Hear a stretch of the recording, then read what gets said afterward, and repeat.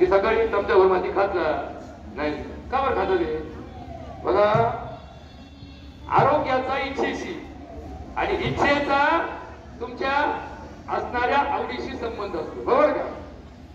आरोग्याचा इच्छेशी संबंध असतो. इच्छा या आरोग्यानुसार तयार होतात.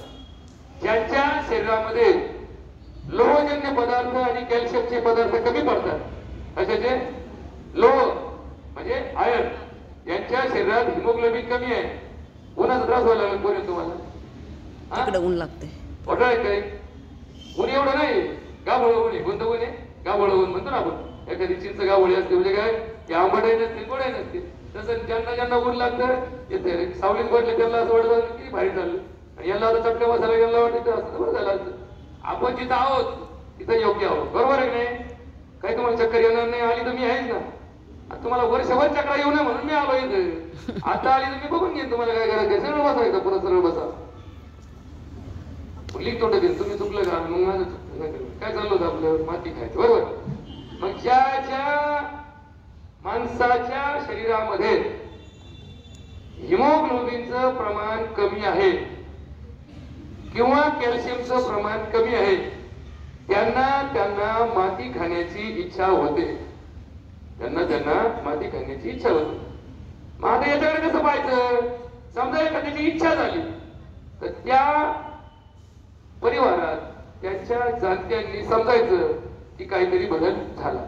मग आपण जर तपासणी केली, आता सुदैवाने सरकारी पातळीवरती प्रत्येक गावामध्ये आरोग्य सेविका असतात, आशा वर्कर असतात, प्रत्येकाची तपासणी चालू आहे.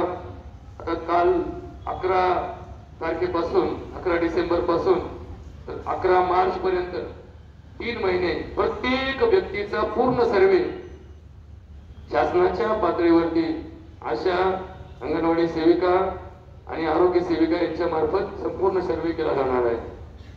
15 ऑक्टोबर पासून तर 31 मार्च पर्यंत या देशातल्या प्रत्येक माणसाची प्रकृती तपासण्याची सोय शासनाने केलेली आहे. प्रकृती तपासायची म्हणजे काय, मग बरं का सरळ भाषा तुम्हाला सांगतो. काय काय व्यक्तिमत्व विकास म्हणजे काय, का तुम्हाला पाढे पाठ करायला लावले आणि तुमचे पाढे कोणाचे पाढे त्याला बक्षीस दिले.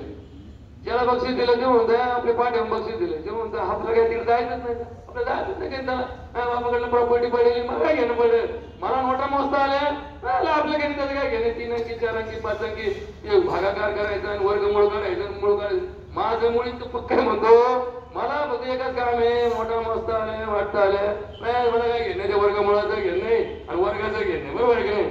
वर्ग म्हणजे ह्या वर्गाचा ना वर्ग, 2चा वर्ग 4चा वर्ग आहे ना. आता त्याला पण इंग्लिश शब्द आले, 2 by 2चा वडा आम्ही शिकलो नाही कधी, बे शिकलो.